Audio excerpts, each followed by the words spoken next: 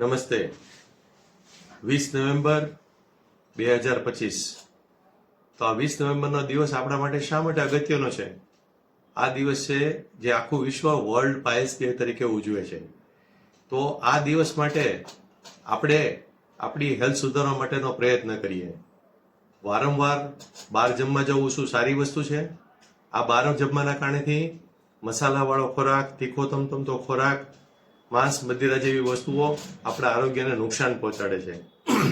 ઘણીવાર મારા દર્દી મને આવીને પૂછતા હોય છે કે સાહેબ તમે મને ઓપરેશન કરી દેશો તો શું આ ઓપરેશનમાં મને દર્દીને મારા આ રોગ ફરી થવાની શક્યતા રહેતી હોય છે? તો મારે એમને ચોક્કસપણે કહેવું પડે કે આ રોગ છે એ તમારા લાઇફસ્ટાઇલ રિલેટેડ ડિસીઝ છે. તમારી જીવનશૈલી જો નહીં સુધારો તો તમે ચોક્કસપણે આમાં આગળ વધારે પડતા રોગોથી હેરાન થઈ શકો. તો જીવનશૈલી સુધારવા માટે આપણે શું કરી શકીએ?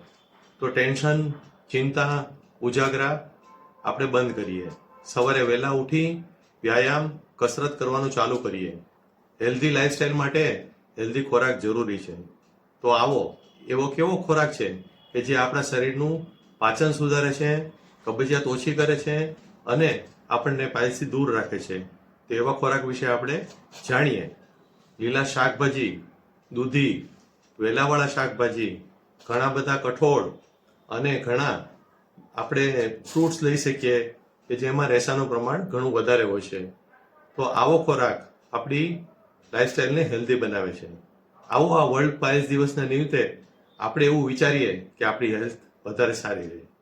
જો તમને તકલીફ વધારે થાય તો ગમે ત્યારે તમે પાઇલ્સ માટે આધુનિક સારવાર માટે અમારો સંપર્ક કરી શકો છો. આભાર.